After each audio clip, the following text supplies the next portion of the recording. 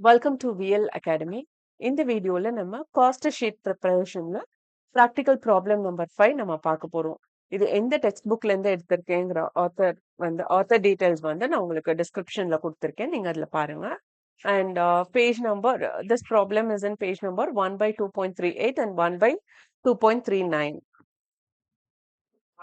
So this is the format of cost sheet or statement of cost. Okay, and இதுதான் question. And இந்த questionல கொடுத்திருக்க டேட்டாவை base பண்ணி தான் நாம எல்லாமே ஒர்க் பண்ண போறோம்.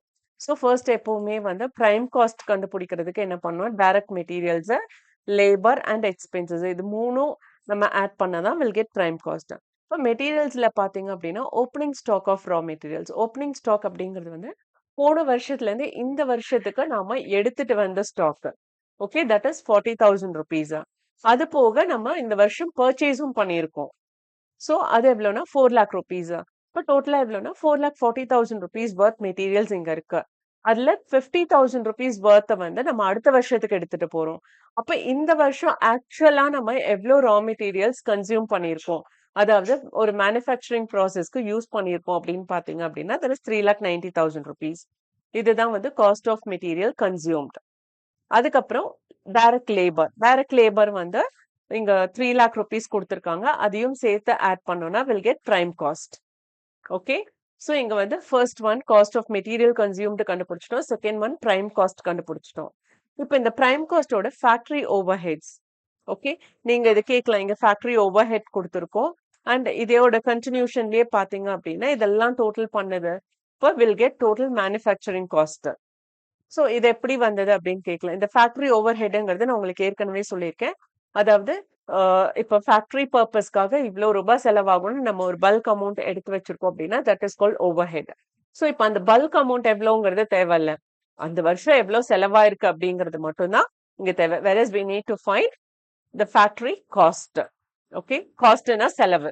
ஓகே, ஸோ அதுல வந்து இன்டைரக்ட் லேபர்.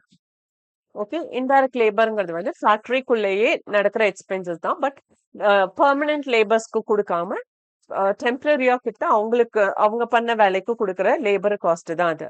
லூப்ரிகன்ஸ் அப்படிங்கிறது நம்ம மெஷினரிக்கு தான் யூஸ் பண்ணுவோம். இந்த லூப்ரிகன்ஸ் ஆஃபீஸ்ல அவங்க பாக்குற வேலைக்கெல்லாம் இது தேவைப்படாது. அதனால obviously we are taking this as factory overhead. லூப்ரிகன்ஸ்னா என்ன, இந்த கிரீஸ் இதெல்லாம் தான். Okay, and insurance on plant. So பிளான்ட்ங்கிறது ஃபேக்டரியில தான் இருக்கும். ஸோ அதுக்கான இன்சூரன்ஸ் எக்ஸ்பென்சஸும் இந்த ஃபேக்டரி ஓவர் ஹெட் கீழே தான் வரும். பவர், இதுவும் நம்ம மெஷின் ஓட்டுறதுக்காக யூஸ் பண்ற கரண்ட்.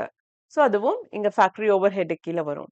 அடுத்தது டெப்ரிசியேஷன் ஆன் மெஷினரி, அதுவும் மெஷினரிங்கிறது ஃபேக்டரியில இருக்கிறது தான். ஸோ அதோட வேல்யூ கம்மியாகுது அப்படின்னா ஃபேக்டரி செலவுல இருந்து தான் வரும். ஃபேக்டரி ரெண்ட், ஃபேக்டரிக்காக பே பண்றது தான். நான் வந்து சில இடத்துல சொல்லியிருப்பேன் டாக்ஸேஷன் அப்படிங்கிறது வராது அப்படின்னு. இப்போ நீங்க property tax on factory building அப்படிங்கிறப்போ இதுவும் நம்ம மேனுஃபேக்சரிங் காஸ்ட்டுக்குள்ள சேர்ப்போம். ஓகே, ஏன்னா அது ஃபேக்டரிக்குள்ள இருக்கிறது. பட் இன்கம் டாக்ஸ் அப்படிங்கிறது வந்து வர்ற வருமானத்துக்கான டாக்ஸ்.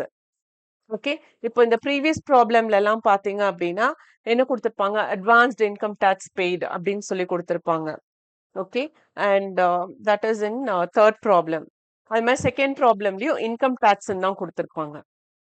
ஓகே, அதெல்லாம் வந்து நமக்கு இதுல கன்க்ளூட் ஆகாது. ஏன்னா நம்ம காஸ்ட் ஷீட் ப்ரிப்பேர் பண்றோம், எவ்வளவு செலவாகுது அப்படிங்கிறது.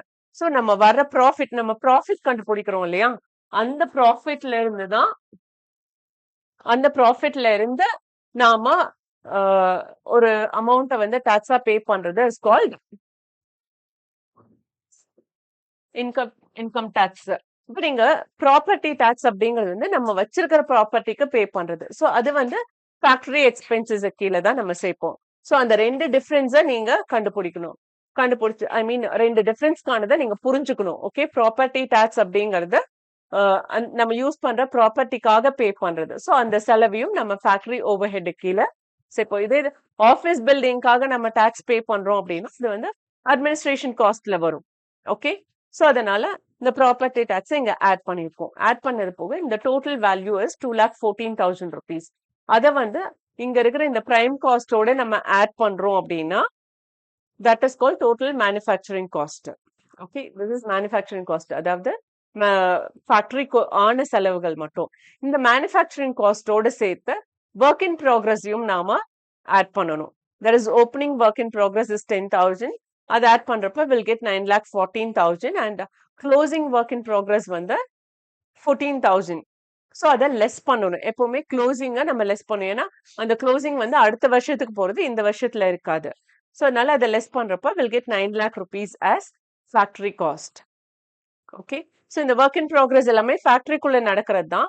பட் அந்த மேனுஃபேக்சரிங் காஸ்ட்டை தாண்டி இந்த ஒர்க் இன் ப்ராக்ரஸை நம்ம தனியா காமிப்போம். ஓகே, ஸோ அதையும் சேர்க்கிறப்ப வில் கெட் ஃபேக்டரி காஸ்ட். அதுக்கப்புறம் அட்மினிஸ்ட்ரேட்டிவ் எக்ஸ்பென்சஸ்னு ஒரே இதுதான் கொடுத்துருக்காங்க.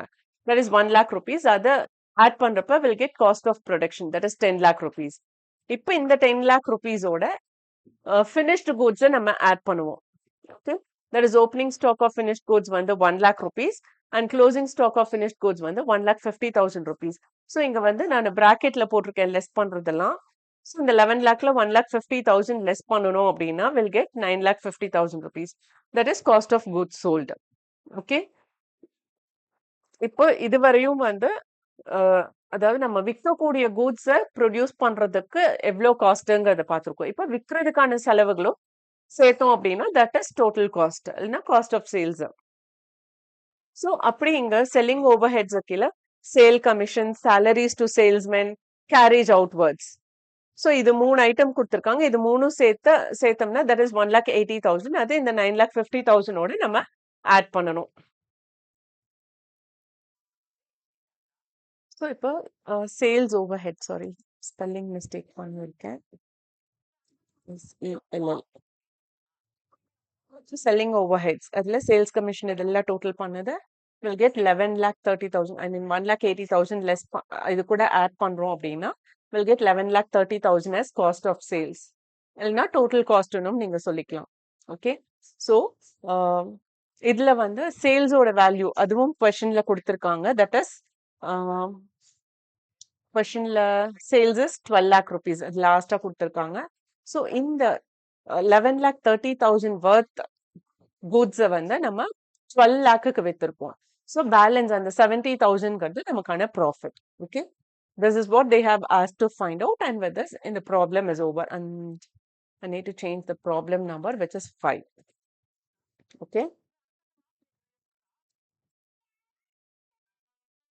I'm sorry இது எதுலையுமே நான் சேஞ்ச் பண்ணாம வச்சிருக்கேன்.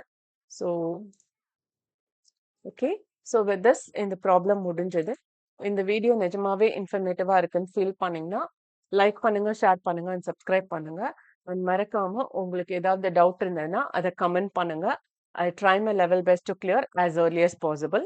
And don't forget to click this bell button also. Only then நான் என்னென்ன ப்ராப்ளம் அப்லோட் பண்றேன் அப்படிங்கிறது உங்களுக்கு நோட்டிஃபிகேஷன்ல வரும். Thank you once again.